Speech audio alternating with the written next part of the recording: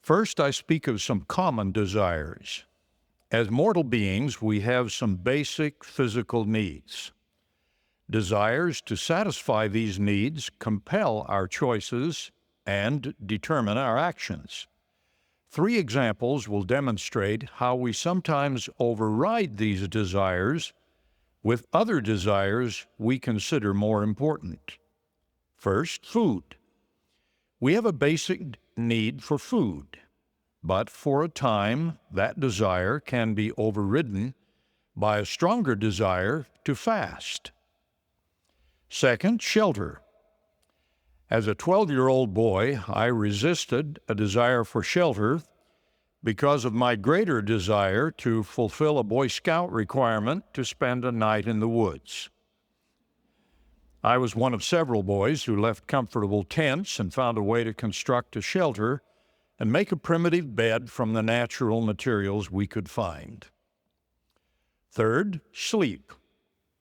Even this basic desire can be temporarily overridden by an even more important desire.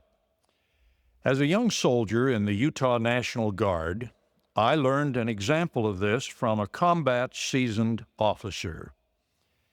In the early months of the Korean War, a Richfield, Utah National Guard field artillery battery was called into active service. This battery, commanded by Captain Ray Cox, consisted of about 40 Mormon men.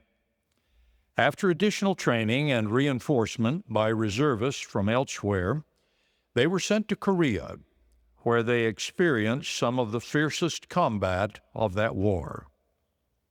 In one battle, they had to repel a direct assault by hundreds of enemy infantry, the kind of attack that overran and destroyed other field artillery batteries. What does this have to do with overcoming the desire for sleep? During one critical night, when enemy infantry had poured through the front lines and into the rear areas occupied by the artillery, the captain had the field telephone lines wired into his tent and ordered his numerous perimeter guards to phone him personally each hour, on the hour, all night long.